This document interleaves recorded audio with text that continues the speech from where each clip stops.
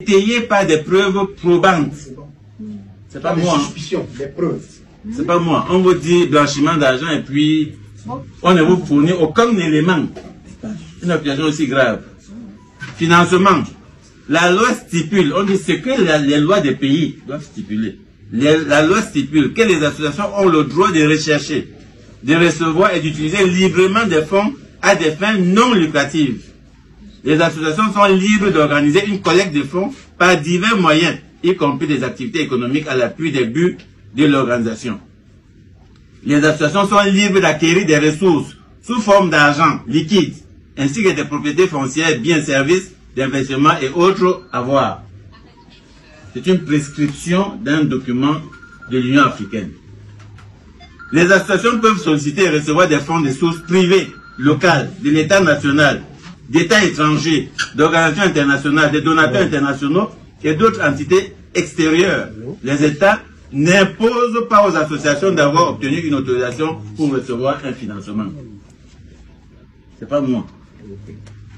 On va vous distribuer ça et vous pouvez aller rencontrer les responsables du MINAT pour leur demander s'ils sont au courant que ça se risque. Je peux ajouter quelque chose. Voilà. Nous sommes dans un environnement qui a adopté le principe de la hiérarchie des normes. Ça veut dire que M. Matangani peut parler, le Cameroun peut même prendre une loi qui va dans le sens de ce que Matangani dit. Sauf que la loi internationale, qui est celle que nous avons adoptée, ratifiée, dit le contraire. À partir de ce moment-là, shut up à ce que les Cameroun même peut encore dire dans ce domaine. Nous sommes tout à fait, je parle sous le contrôle de ma consoeur, qui a une mémoire beaucoup plus fraîche que la mienne. Le principe de la hiérarchie des normes ne permet pas à M. Atangandi, ni au gouvernement du Cameroun, à l'État du Cameroun, d'interdire ce que la loi internationale que nous avons ratifiée nous autorise. Aussi simple que ça. Donc dans le cas d'espèce, c'est la loi ici qui vient de vous dire, c'est ça qui s'applique. Les élucubrations du ministre Atangandi n'ont rien à voir avec ce que les associations font de manière tout à fait légale. Voilà. Son serment, c'est vous qui l'avez, à la limite, c'est vous qui avez prêté serment à monsieur. Et oui, voilà comment on arrive à fausser le jeu démocratique dans un pays, à devenir les esclaves alors qu'on est les rois. Est-ce qu'on accepte ça? Moi, non. Je peux vous dire ça tout de suite. Je suis pour toutes les actions qui expriment cette primauté du droit sur les de fait, les droits de fait comme ce que je vois là. Parce que tu es préfet, tu viens mettre. Ça passe pas avec moi. C'est pour ça qu'avec le préfet, j'ai eu des problèmes. C'est pour ça que je suis content d'aller devant les juridictions. Vous serez au tribunal, j'espère. Le préfet n'en revient pas que je lui ai fait un nippon et que je lui ai dit que je ne marche pas. Parce qu'il n'a jamais vu ça.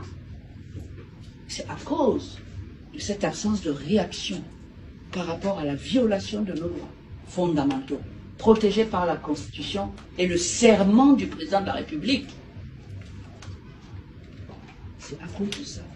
Merci. Merci, maître. Merci, maître. Avec votre permission, on va prendre une dernière question. Je souhaite que ce soit une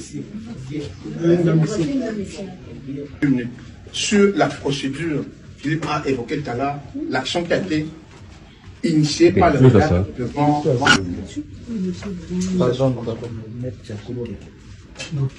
La précision que je voudrais apporter, c'est que entre la fermeture, jusqu'ici abusive du REDAC, en décembre 2024, et ce jour, il y a une action qui a été menée aux fins de la réouverture des portes du REDAC.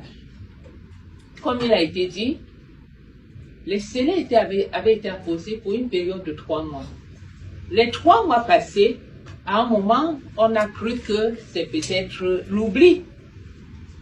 La position étant à la limite provocatrice, on a géré, on a gémi, mais on a tenu. Et 3 mois après, nous avons pensé qu'il s'agissait d'un oubli. Et les juridictions ont été saisies. Nous avons engagé une procédure de référé une procédure d'urgence aux fins de la réouverture évidente des portes. Contre toute attente, le tribunal va d'un renvoi à un autre, Nous ne savons pas jusqu'à quand.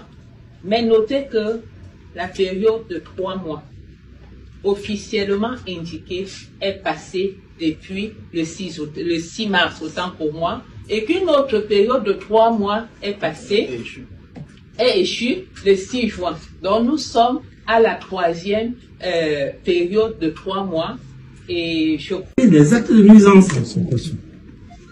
Parce que c'est pas parce que les gens ont le mandat, n'est-ce pas, de nous représenter, de gérer nos biens, qu'ils vont devenir nos bourreaux. Et nous, on reste là, les bras croisés, à regarder, à les admirer, à ne rien dire. Légitime défense. Mais je pense que l'action de mobilisation ne concerne pas une personne, elle nous concerne tous. Les médias sont attaqués depuis un moment. Certains d'entre vous n'arrivent même plus à mener des activités. Hein. Moi, quand il y a des gens, vous arrivez sur le plateau, dès que vous voulez pleurer, non, pardon, ne dites pas ça. Vous ne vous rendez pas compte que vous ne faites plus votre métier.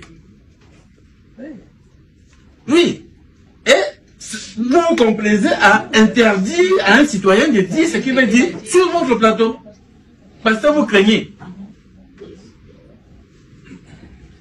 Et là, vous ne vous rendez pas compte. Attends, je suis en train de faire mon travail là. Voilà comment on tue une société.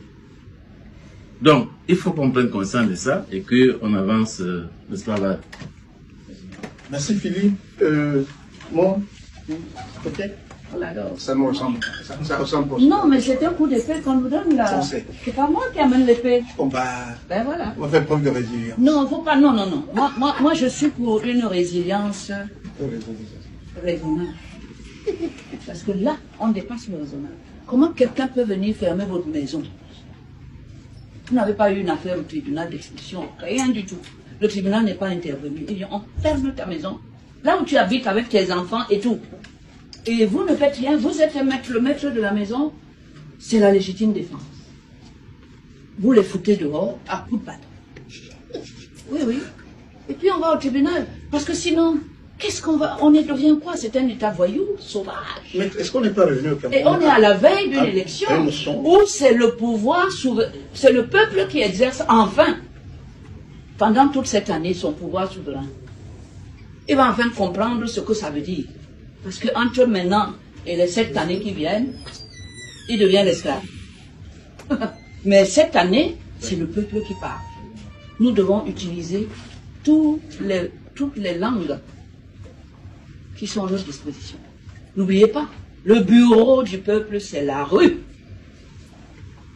Pour exprimer la défense des droits fondamentaux qui sont sous la protection directe du président de la République, parce que ce sont des droits protégés par la Constitution. Le serment du président, quand il prête serment sur la Constitution, signifie ça. Son premier chantier, c'est les droits de l'homme. Si on ne dit rien, si on ne crie pas, on te fait n'importe quoi, on te tord le truc, tu ne cries pas. Bon.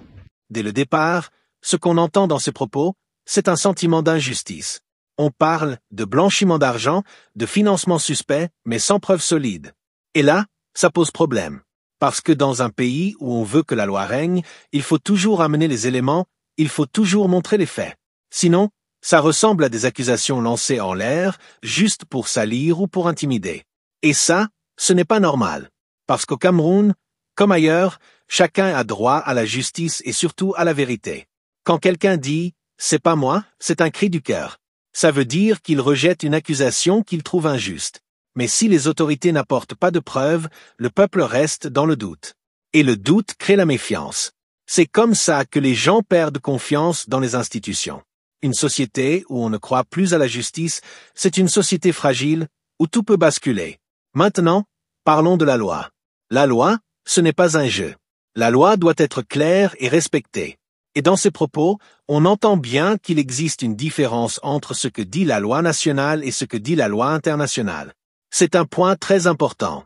Parce qu'un pays comme le Cameroun a signé des conventions internationales, il a ratifié des textes, et une fois que c'est fait, ça devient supérieur à la loi interne.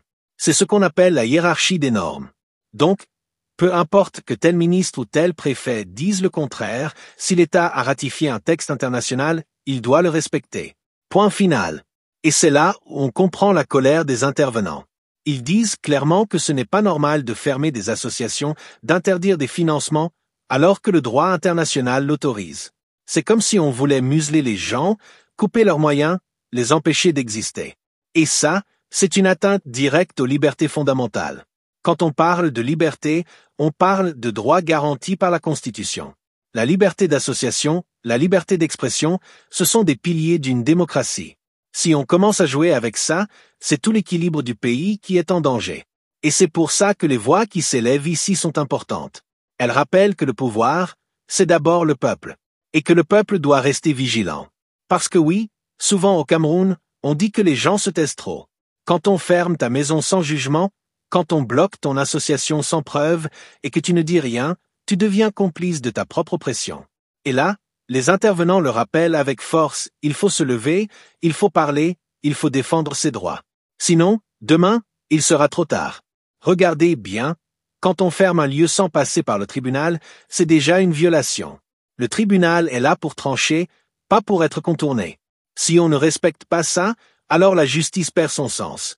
Et un peuple sans justice, c'est un peuple livré à l'arbitraire. C'est dangereux parce que ça ouvre la porte à tous les abus. Alors, ce qui est dit dans cette intervention, c'est un appel à la résilience, mais aussi à l'action. On nous rappelle que le peuple est souverain, surtout à la veille des élections. Et que la rue reste l'endroit où s'exprime cette souveraineté. Pas la violence, non, mais la mobilisation, la parole collective, le refus du silence. Et vous qui écoutez cette analyse, je vous invite vraiment à réfléchir. Est-ce qu'on peut continuer à vivre dans un pays où les droits fondamentaux sont bafoués? Est-ce qu'on accepte d'être des esclaves alors qu'on devrait être des rois, comme ça a été dit? Si vous pensez que non, alors il faut agir. Et une façon simple d'agir, c'est déjà de s'informer, de partager les analyses, de faire circuler la vérité. Alors je vous invite à vous abonner à cette chaîne, à liker cette vidéo, à laisser un commentaire pour dire ce que vous pensez et surtout à partager autour de vous.